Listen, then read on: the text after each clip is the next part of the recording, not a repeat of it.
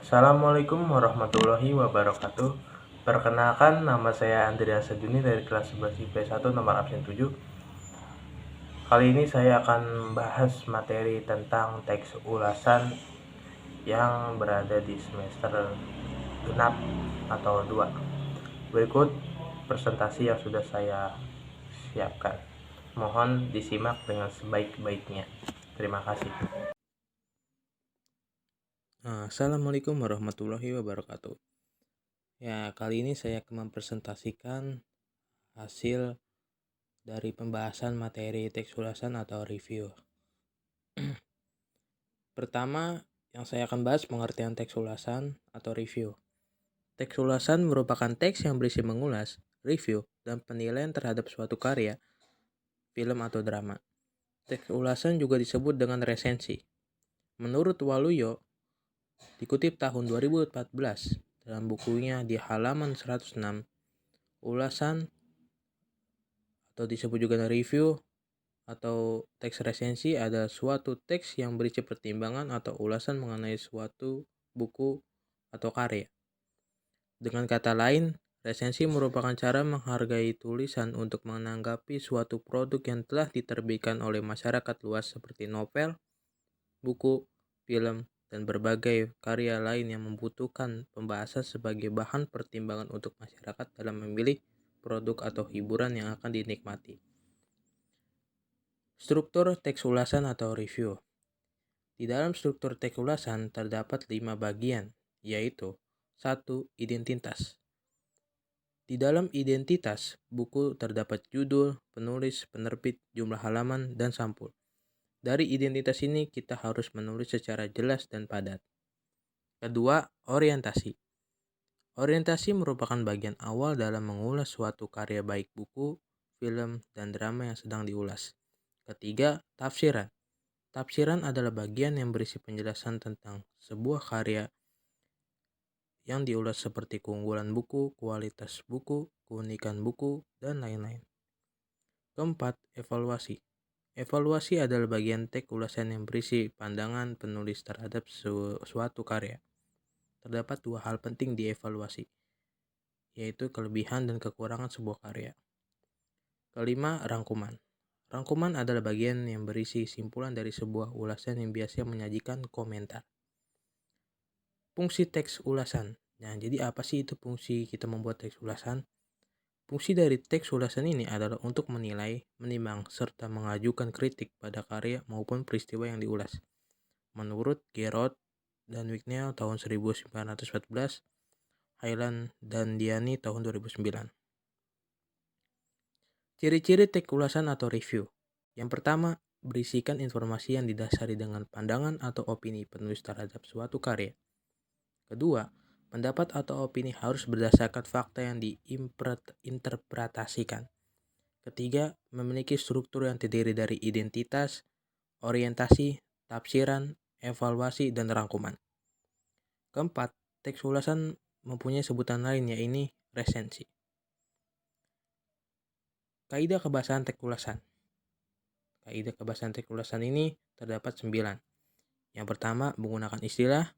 Istilah adalah tata atau gabungan kata yang cermat mengungkapkan makna, konsep, keadaan, atau sifat khas dalam bidang tertentu. Contoh istilah ini ada istilah umum dan istilah khusus. Contoh istilah umum, e-learning, e-commerce, film, dan ikan.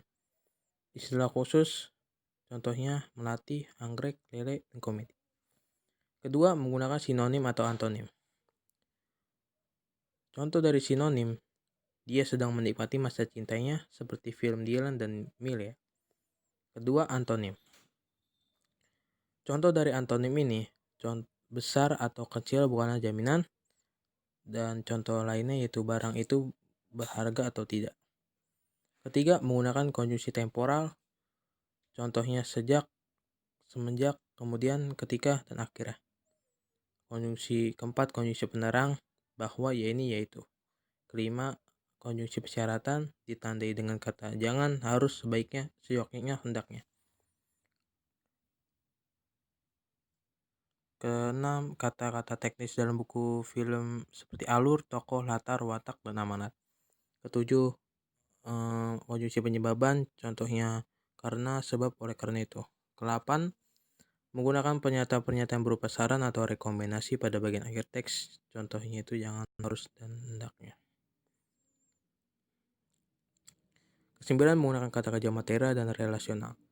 Kata kerja material merupakan suatu kegiatan yang menyebutkan kegiatan fisik atau proses. Contohnya makan, minum, melamun, memukul, berbicara, bertepuk tangan, dan lainnya. Kedua, kata kerja relasional. Kata kerja relasional adalah kata kerja yang membentuk predikat nominal.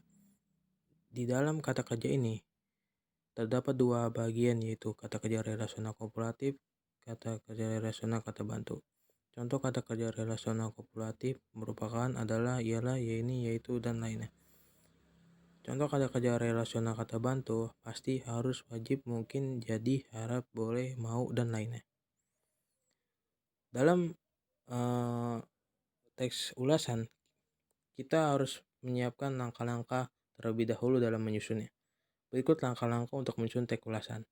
Yang pertama, kalian harus lakukan mencatat identitas karya yang akan diulas. Kedua, mencatat hal-hal menarik atau penting dari karya yang diulas. Ketiga, menelaah kelebihan dan kekurangan karya yang diulas. Keempat, merumuskan kesimpulan tentang isi dan kesan-kesan karya secara keseluruhan. Kelima, membuat saran-saran untuk penikmat karya. Contoh teks ulasan yang sudah saya buat berdasarkan struktur teks ulasan. Yang pertama, identitas film. Judul film yang saya sudah ulas yaitu Home Alone, sutradara Chris Columbus, produser John Hughes, tahun putar 16 November tahun 1990, durasi 103 menit, genre film komedi. Orientasi itu terdapat di struktur kedua teks ulasan. Film merupakan salah satu wujud karya seni yang paling digemari oleh masyarakat.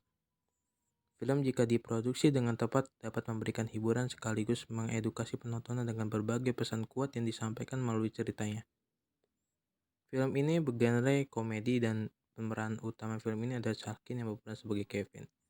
Film ini disutradarai oleh Chris Columbus. Durasi tayang film Home Alone adalah 103 menit. Tafsiran atau isi. Cerita ini dimulai ketika keluarga Kevin pergi liburan ke luar negeri, tepatnya di Menara Eiffel bersama 9 saudara Kevin. Hanya Kevin yang tidak diajak oleh orang tua beserta keluarganya. Kevin tidak diajak dan terkurung di kamar karena bandel dan sering pipis di kasur. Hingga akhirnya Kevin dikurung oleh orang tuanya sampai matahari terbit. Namun keesokan harinya, Kevin terbangun dari tempat yang dikurung oleh orang tuanya. Saat terbangun, Kevin bingung kemana keluarga dan orang tuanya pergi, dan membuat Kevin mewek dan nangis. Sebagai bocah nakal dan banyak akal, Kevin justru menikmati petualangannya ditinggal sendiri di rumah. Meski demikian, ia harus menghadapi ancaman dua orang perampok yang ingin membobol rumahnya. Tentu awalnya ia amat ngeri ketika menyadari dua perampok mulai mengintai rumah. Namun bukan Kevin namanya jika tak punya banyak akal untuk menghalau dua revisi bengis itu. Dalam situasi ini pula Kevin mampu menyalurkan imajinasi nakalnya sebagai anak-anak. Dari pengecoh seolah rumah itu masih ditinggali oleh orang dewasa. Hingga jebakan demi jebakan ia pasang demi membuat dua perampok tersebut kapok. Adegan jebakan Batman ini yang menjadi daya tarik penonton seperti saya. Film Home Alone ini pula yang berhasil membuat saya tertawa. Pada akhirnya, dua penjahat tersebut justru dibuat kerepotan dengan jebakan-jebakan Kevin di dalam rumah. Mulai dari tersengat listrik, rambut terbakar, tangan melepuh, muka digerayangi tarantula, kaki menginjak pecahan beling, dan banyak lagi penderitaan yang dialami dua perampok tersebut. Aku di atas sini bodoh, kemari dan tangkap aku. Kalian menyerah atau tidak? Demikian sumber Kevin ketika melihat dua penjahat tersebut terjengkang ketika berusaha mengejarnya. Kevin pada akhirnya berhasil ditangkap dua perampok yang jahat karena jebakannya.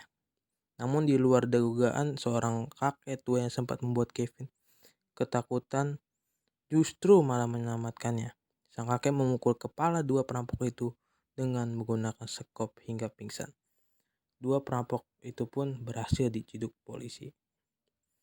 Evaluasi dari film ini, kelebihan film berjudul Home Alone yang diperankan oleh Chaplin sangat bagus bagi anak-anak dan remaja.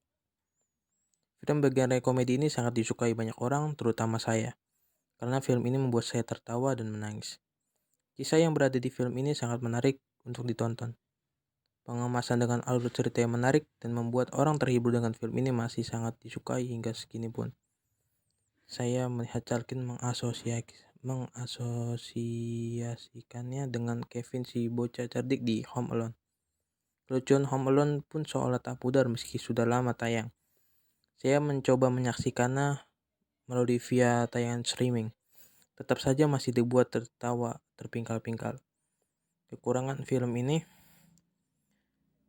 dalam film Home Alone adalah terdapat hal-hal yang aneh seperti botol yang bergerak sendiri dan alur cerita atau alur film ini sedikit kesalahan di bagian akhir film. Film ini tidak banyak kekurangan menurut saya, hanya itu saja. Rangkuman dari film ini, Home Alone yang menceritakan kehidupan Kevin setelah ditinggal oleh orang tua dan keluarganya yang berpergian ke luar negeri. Dan Kevin hanya seorang anak kecil yang berperilaku dewasa ketika berhadapan dengan dua orang perampok yang ingin merampok rumahnya. Dan Kevin berhasil mengelabui dua perampok ini hingga tertangkap polisi.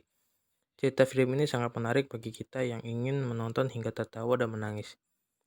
Cerita yang apik, menarik dari sang penulis dan bagian komedi dari sutradara membuktikan film ini menjadi film yang masih layak ditonton hingga sekarang. Sekian presentasi dari saya. Terima kasih yang telah menyaksikan. Apabila ada kata-kata yang salah atau tutur kata yang tidak sopan, mohon dimaafkan. Wabillahi taufiq wal hidayah. Wassalamualaikum warahmatullahi wabarakatuh.